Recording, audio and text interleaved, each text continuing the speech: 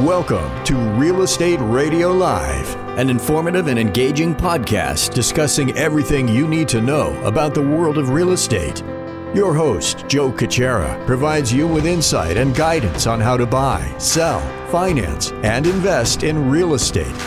He also offers real estate tax management strategies, new construction advice, home improvement tips, and much, much more. And now, to guide you around the world of real estate, here's your host and Real Estate Radio Live team leader, Joe Cucchiara.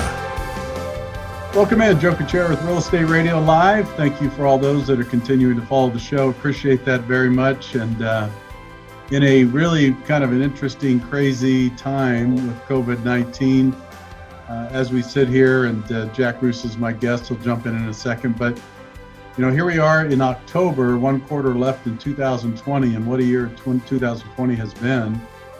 And my guess is, regardless of whether we have a vaccine or not, even if the best people, the best minds think it's going to come in by the end of the year, I can't imagine it having any effect on this society where we'll get back to normal for at least another year or so. So it's interesting. I think most of us try to stay optimistic, Jack, and most of us are pretty positive, and we keep going, and we're, you know, getting up every day and doing our thing. But I think in the back of the mind, you got to believe this is going to be a while, right? Well, I do. You know, people talk about this idea of creative destruction. It's been in the literature for a while, the business school literature. It's this notion that out of every destruction, something new gets created, but it doesn't talk about how fast or how slow that new gets created. So, right. I mean, some interesting analogies would be there was a lot of destruction in World War I. There was a lot of reconstruction following World War I. Mm-hmm. There was a lot of destruction in World War II. World War II followed World War I pretty quickly, roughly about 20 years. So we've got World War I, a lot of destruction, a lot of sort of Marshall Plan, let's get things reorganized in Europe, let's fix some things. Then that's followed by World War II, a lot of destruction in World War II, a lot of Germany, a lot of Japan is destroyed. Now, we're not talking virus, we're talking right. Man-made destruction. And then there's this essentially FDR, like, hey, let's fix it all, let's build new America, let's help the world. And the US becomes a very dominant power in the 1950s. And then we have essentially this rise of the internet. That's probably the most major thing to happen. I mean, you could talk about computers and networking and everything leading up to the internet, but just get to the big bonanza, and that's the internet, which is each one of us is very connected instantly. I can fire off an email to you, I can fire off a SMS message, all that's wrapped up into an internet connectivity where it all can get published, and everything really starts to change dramatically and in an accelerated way, such that information is traveling in the nanosecond. It's just so fast. I mean, literally, my brother died last night in his sleep, and he was in a hospice. So the hospice does not use email. Now, had he used email, I would have been alerted a lot faster. They use traditional old telephone connected. They don't even use cell phones. They are very traditional, and they like to break the news their own way. So they want to make sure they get my mom. Well, my mom was not feeling well. She ended up in a hospital. But that's a side story, but it's directly related. So she wasn't picking up her phone. My sister apparently wasn't picking up her phone. They finally got through to me. I was actually just getting out of a swimming pool. This is sort of a funny story because I found a good pool here to actually do long distance swimming. You know, you have to find all the things that are parallel to Silicon Valley. I found that. I had just gotten out of the pool and the phone was ringing with a number I didn't recognize, and I almost let it go, but I just said, all right, I'll pick it up. Who knows who it could be? Right. Definitely a Florida number.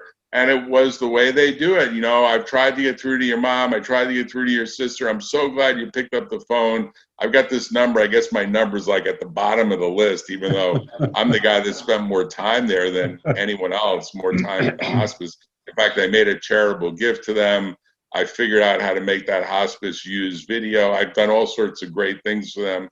I'll probably do some volunteer work for them. I think it's a great hospice. Yeah. It's called Gulfside, in a little town called Zephyr Hills, Florida, which I can talk about in another show. It's interesting, lower farm, really farm town with a lot of trailer houses. You know, you might call it trailer trashville, but it's got a lot of land, man. If you want to buy land, there's a lot of land for sale. But anyway, they have this nice hospice, very, very beautiful building, very, very great staff.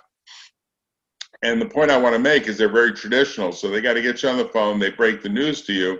I immediately don't think about calling. I immediately think about going to Facebook. Yeah, right. And writing a Facebook announcement, because there's a number of people that have inquired on Facebook. Now, Richard Russo has a Facebook account, but it's been inactive for a while. And I don't have the credentials to get onto it.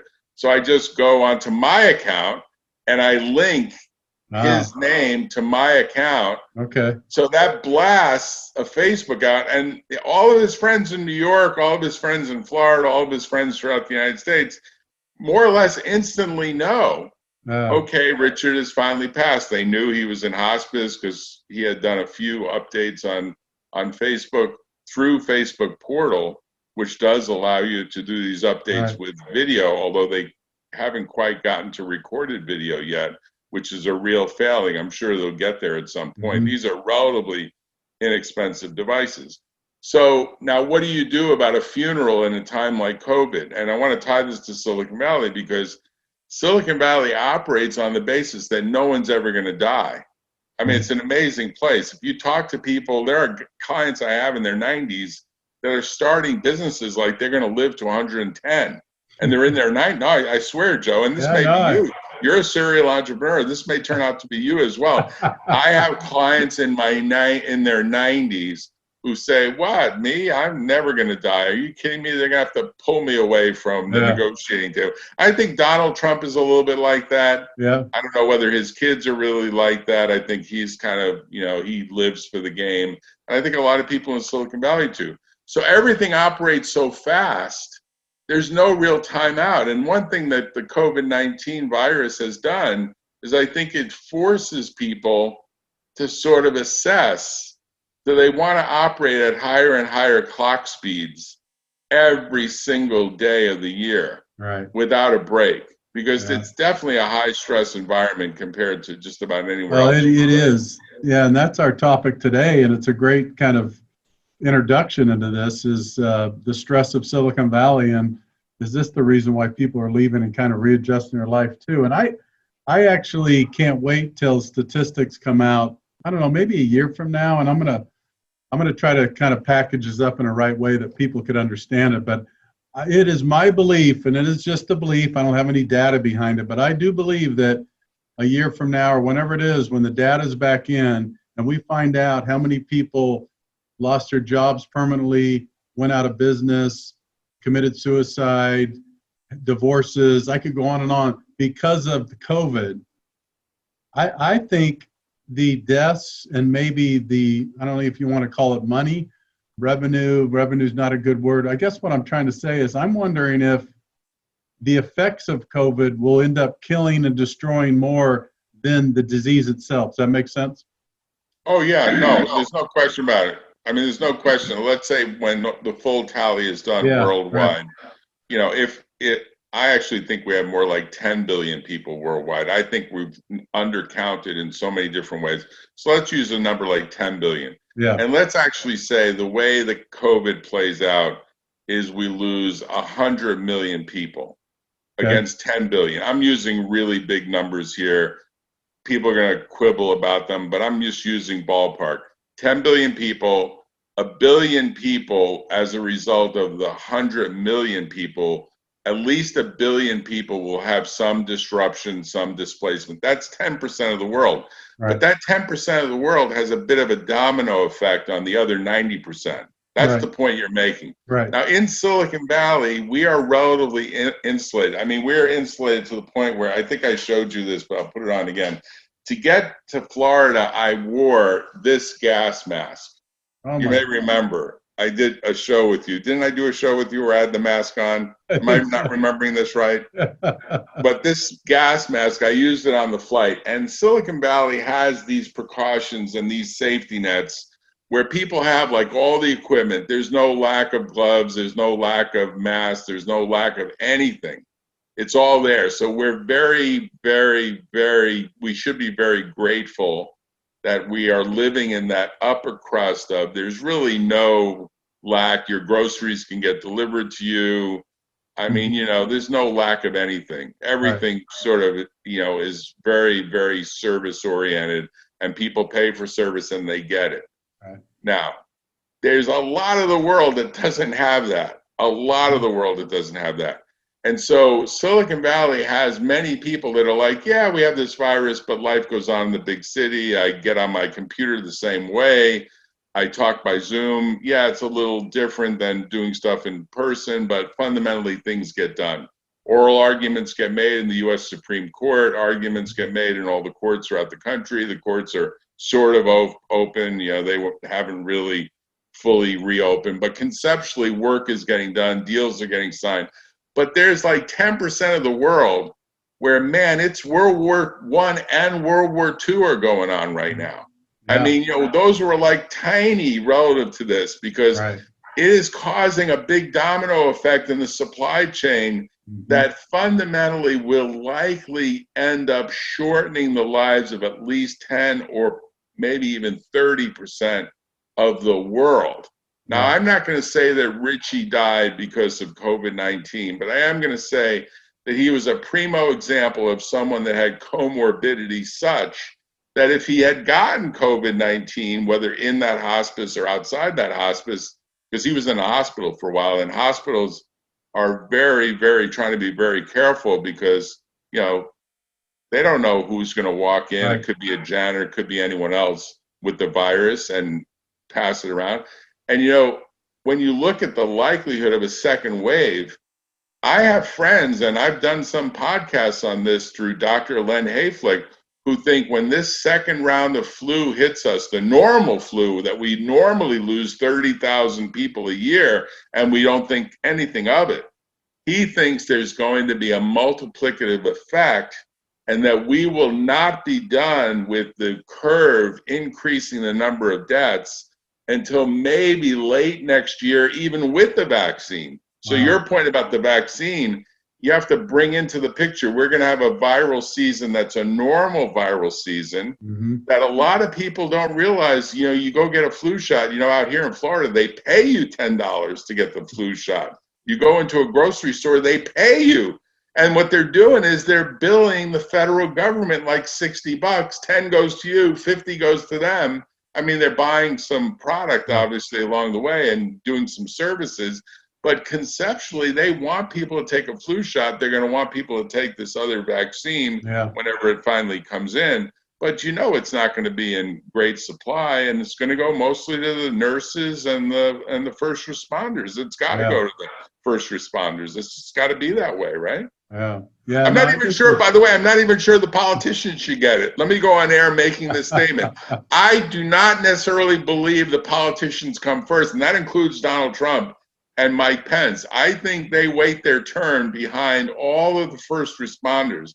That means all the police, all the fire departments, maybe even all the teachers should get it ahead of the first. This is a major issue in terms of law and policy. This is actually a major issue. When you have a short supply of a very important item, who do you give it to first and in what order? Yeah, it's a big topic for law and policy. No, that's a big deal. And I think that we've talked about past podcasts. I know if you follow the podcast, I want to take this opportunity. I don't do it enough to thank everyone. We got thousands and thousands of downloads a month. People are probably thinking, well, are you transitioning to some philosophical Silicon Valley, COVID versus real estate? But this is all a community type show. And here what I want to say is that, we've talked about the effects on Silicon Valley and people leaving because of political reasons, tax reasons, too expensive, driving businesses out, Jack. We've talked about all this, and this is kind of the another prong to that is how many people are sitting back and looking. And I hear it on a fairly regular basis. is, stuff like, I want to get off the treadmill. This is crazy. There's got to be a better life. I want to wake up and take a walk on the beach instead of wake up and look at my computer for the first 2 hours, right? I mean, are you getting a little bit of that in Florida, or is it hard for you to break that tradition? No, I think the people in Florida, I think the people in California are crazy. I mean, I have to tell you, I've interviewed a lot of people here informally, and a lot of them are saying, you guys pay a fortune in taxes. Your real estate is unbelievably expensive. They don't have any idea of how people can afford to pay the kind of money that we pay in insurance and principal and interest and the monthly nut, what people sometimes call their monthly nut. Right. And they're like, there's no time to enjoy life. They're like, how do you guys do it? They hear these houses with 1,000 square feet are selling for, numbers that just knock the socks off them, like 2,000 a square foot, or one I saw recently in Palo Alto at 3,000 a square foot, $3 million. They're like, where's the yacht that goes with it? Where's the boat ramp? Like, for $3 million, they're like, you get a yacht, you get a boat ramp, you get a helipad, you might even get a helicopter thrown in for that. So, Joe, I want to suggest something. I'm going to send you the link, and you can decide whether you want to play this or not. But I really think this video of what Ross Perot said a number of decades ago, where he was talking about NAFTA, might be what we're going to soon see in at least California, if not Silicon Valley as well. Or you can pass me the baton and I can play it. I don't know if you can pass it to me or if I we could say need to pass it to you. I think if I share screen, let's see. If I say you've started to share screen, if I give you the link. I think I share. I'm sharing it with you. It says host disabled participant screen set. Maybe you could set it so you could turn this off and I could take the screen. You have to bring up the host enabling the shared screen. There's a button for doing that. Or I could send you the link and you can go to email and get the link and show it on your screen. That might be the easier thing to do if we do it that way. Yeah, let me see here. Is that the easier thing to do? Just to give background while you put it up. Yeah. Ross Perot was giving a speech. I thought it was a great debate he had against Clinton. And I think there was even a third because Ross Perot was kind of an independent. And he put up, he put on, did you see the chat link to the YouTube? Oh, here we go. Yeah, got it. Yeah. Click on that. If you click on that, you should be able to bring it up. But he gave this great speech, and I don't know if it's going to play very well. We'll see. There you go. There you go. You got to put up the volume, and you got to get rid of that. You got to get rid of that thing that's covering his face. You probably have to put up the volume. Yeah, it's not playing. It's too slow. The line is too slow to do. Yeah, it's not up. It's muted, I guess. But basically, what Ross Perot said, and you can see there's Clinton listening carefully. There's Bush listening carefully. Ross Perot was kind of an interesting character. I mean, he lived until he was 89, so he lived a nice, ripe age. And my mom is 90, so my mom's outlived Ross. Ross was a billionaire. Right. He had started a company in Texas that was kind of a digital software / service provider. I've tried to remember the name. It was sort of like electronic something or something. Yeah, I remember. But Ross ran, I mean, this is sort of an analogy of Bezos running or Gates running. These people that make so much money, they can afford to kind of cut a check for for a couple of $100 million to kind of finance their own campaign. Right. So conceptually, he had the financing just like Bloomberg did. And he was actually a good speaker. And if we could play that 40-second clip, what we would hear him saying is, look, if you have a situation where you tax people too much, you add too much regulation, you make it so the air quality isn't good, you make it so it's too congested to get up and down the freeway, you make it so that people don't feel like they're living life as much as working for a living, not living. They're not living, they're mostly working, and their working is stressful, and there's not enough money at the end of the month to feel like they're socking some away for retirement. If you do that enough, there's going to be this sucking sound, and that's the point of the video. He says there's a sucking sound, and all the talent moves to the place that's lower cost, less stress. And, you know, there are people that are actually making the jump to Puerto Rico, skipping Florida altogether, because they're like, hey, man, I don't even want to pay federal taxes. And they actually say, what some of these people say is, when I finally got settled, my blood pressure went down, my cholesterol went down, I'm eating better, I'm exercising more, I'm putting my health ahead, I don't get panic attacks, I don't feel like I have to pick up every phone call. I had 5 cell phones, I'm down to 1 or 2. Like no, Joe, they talk about it like an ultimate simplification, and they say it was just getting rid of this sense of I have to make more money to pay more money, to make more money, to pay more money, to make more money, to pay more money. And they just say, I got off that treadmill and I've got a nice $500,000 house with a great ocean view. Yeah. And they're like, this house would cost $5 million in Silicon Valley. I had to work 10 to 20 times harder to make the monthly nut to pay for it. So they talk about it. And here's what the tie is to Silicon Valley. So the real estate is still holding up. Real estate values are holding up. Now, maybe not at the very top end. Maybe at the really super top end, they're not. Maybe like the $10 million houses have come down to like 9.5 or 9, which is, you know, not insignificant, but it's not a big hit. But the ones at like a couple of million, I think they're holding up. I think the ones at $1 million are holding up. I think anything under $1 million probably goes like hotcakes because people look at the price of money, and money's cheap. Right. And you can get a $776,000 loan or something. What's the new magic number on the loans? Well, the jumbo is 765 or less, but believe it or not, jumbo money's cheaper than conforming now. Right. So you look at it and you say there's a lot of money looking for some asset to attach it to, to pay some interest rate on. I mean, look, my mom said to me today from her hospital bed in the hospital where they're wheeling in all this equipment. I was amazed by the quality of the healthcare here in Florida. I mean, that's a factor for a lot of people.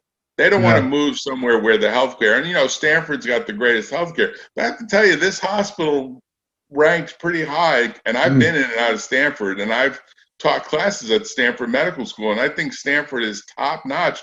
But I have to tell you, they were treating this 90-year-old woman. I think the Stanford people would have been like, hey, man, she's overdue. She should be dying.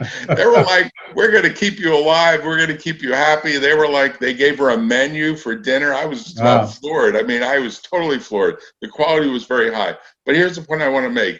They were looking at things like in a very positive vein. They were like looking forward to their day was ending. Whenever I've been at Stanford, and it's no disregard for Stanford, those people are so stressed. They're like, oh, man, I just want to go home and go to sleep. I mean, they're working long hours. And, you know, it's easy if you do the comparisons to say there's a different attitude when people feel like they're overworked and maybe underpaid. And, you know, in Silicon Valley, there's a lot of that and a lot of regret about it. So when you add all those numbers together, I think we will see eventually some diminishment of people, maybe some of the better talent. I mean, Elon Musk has announced he sold all of his California, 6 different properties. He sold it. He's out. Right. So you know what that is. No more taxes from Elon Musk in California. Right. Well, what happens if you keep taking more of the billionaires out of the equation who are paying big tax checks? What happens? Your tax base becomes more challenging and the rates have to get higher. Well, we're probably going to be at 16.6% soon. And at some point, it becomes like a self-fulfilling prophecy that the sucking sound gets louder and louder as people start saying Silicon Valley can get recreated. You know, I, for one, believe Silicon Valley is unique, but I do think there are elements of it that can be recreated. And I'm going to try to do some of that. Both here in Florida as well as in Puerto Rico. We got a couple minutes left, but I would agree. I think that COVID-19 and some of the things that are happening in business will continue to have corporations companies of every size and structure, they're all looking at it right now. Well, you know it, I know it, and it'll take a couple of years. But what's amazing to me, and the one eye opener that I think not only major corporations but many companies are seeing record profits, and probably thinking to themselves, how are we doing this in the middle of a pandemic, right? And so, well, not only how are we doing it, but how can we do it even better and get rid of some of the dead wood? Because let's face it, 20% of the people that are employed by most companies are dead wood. It's just the law of averages. I mean, and that dead wood, it's the easiest thing in the world to get rid of dead wood when you say, hey, we got COVID-19, we're reshuffling the organization, and you can get even rid of more dead wood when you say, and we're going to move to Austin, Texas, or we're going to move to Dallas, or we're going to move to Houston, or we're going to move to Florida, or we're going to move to Puerto Rico. I mean, it could be the biggest shot in the arm for something like Puerto Rico that could ever happen. Right. Well, before we sign off, why don't you do a little, if you're comfortable, do a little tribute maybe to your brother, and that'll be kind of a living organism in our podcast here. Well, Richie would have been a very entertaining. I'll say three things about Richie. One is he was always joking about anything and everything, including his own sickness. And he said, I was such an idiot, so stupid. I shouldn't have smoked. I shouldn't have drank. I shouldn't have done drugs. He went through all the list of things. Of course, he said, in terms of women, that was a fun thing. He was a stand-up comic. The second thing is, a lot of people didn't know this about Richie, but Richie was actually a very exceptional dancer on the salsa floor. Yeah. And, because he was a big guy, I think at the height, actually at his death, I think he weighed under 250, but at the height of his existence, he weighed something like 470. Oh my God. Wow. He was huge. Wow. And, my parents did a lot of things to try to help him. He loved eating.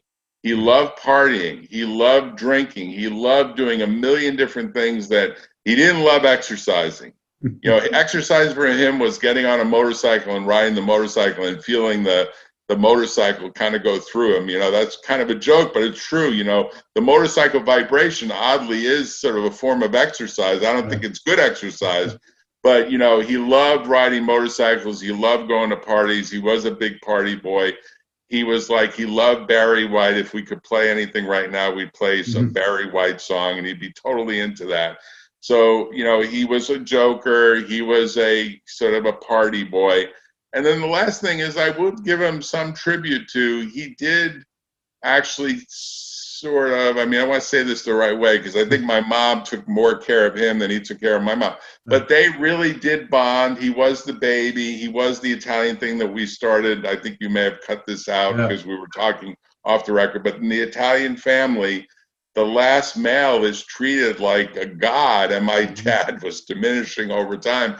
And Richie was kind of the baby who could live rent-free. He didn't pay a dime for any of the groceries. He didn't pay for anything. And he would go out and party and take his motorcycle and do whatever he wanted and come home whenever he wanted with whoever he wanted. And my parents just tolerated it. They were like, this is his house too. Yeah. And he never paid a down payment penny. He never paid for anything. But you could say she really appreciated him being there. So now the problem is she's 90. And who's going to care for her? Richie was a presence in the household. And if she ran into trouble medically, he called 911 or he got her to the hospital.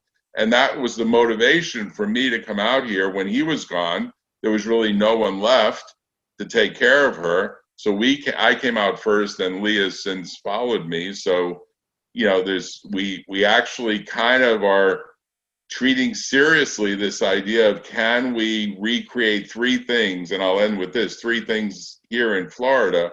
One is some type of Silicon Valley incubator for startups. That's probably going to be the most challenging thing, because the attitude here is one of, I want to get paid, and I want to get paid on time with certainty, not, hey, let's start a business and hopefully something good comes from it. Two, a mediation center.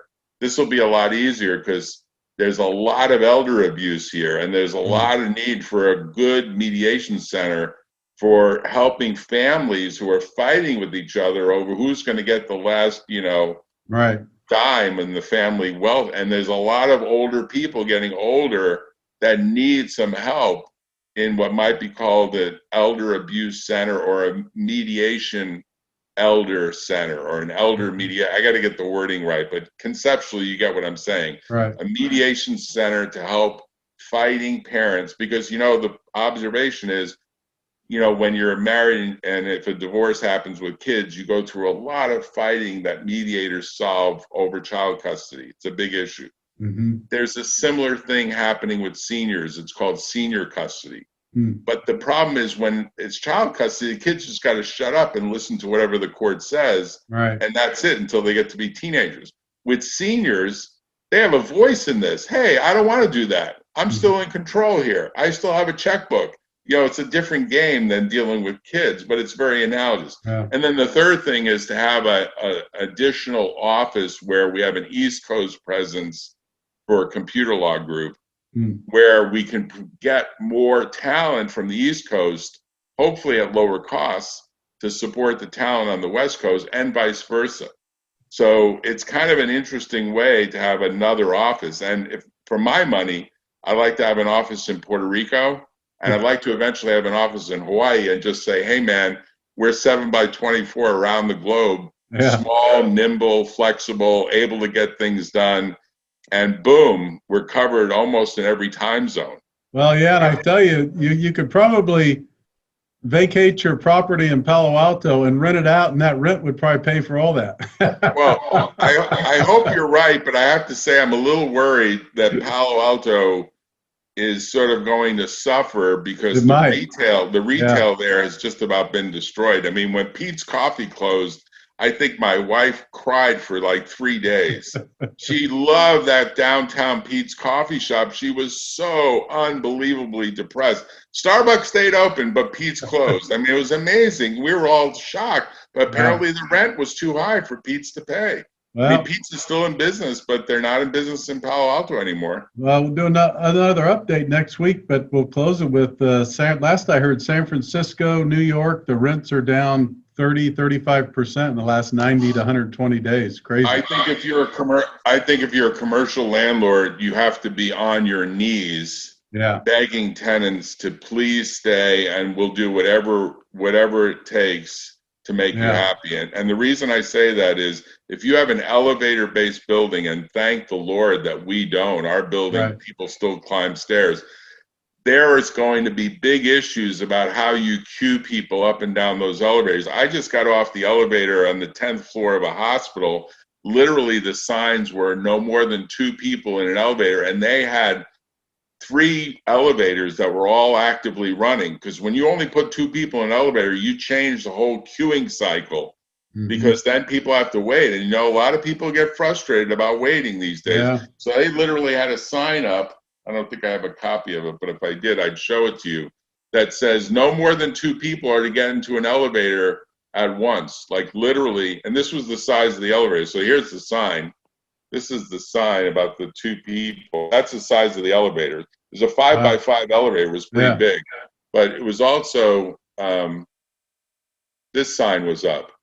2 people, only 2 people per elevator. Wow. Think about that when you're in a building that has 70 floors. And this was a big elevator, Joe. This was a big elevator. It was 5x5. That's 25 square feet there of elevator. It was not a tiny elevator. Yeah. Well, all the best. I'm sorry for your loss again, Jack. And so I'm guessing you'll be out in Florida for a while.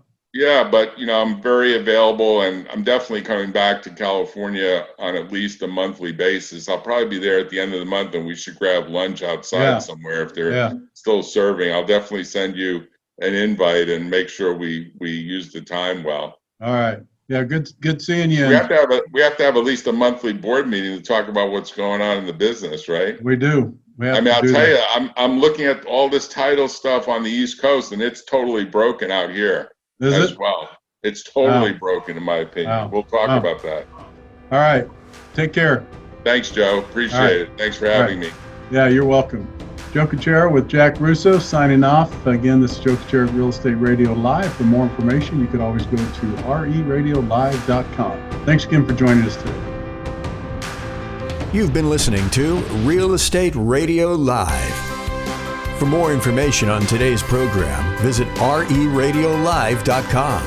That's RERadiolive.com. Subscribe to our podcast. Discover more at RERadiolive.com.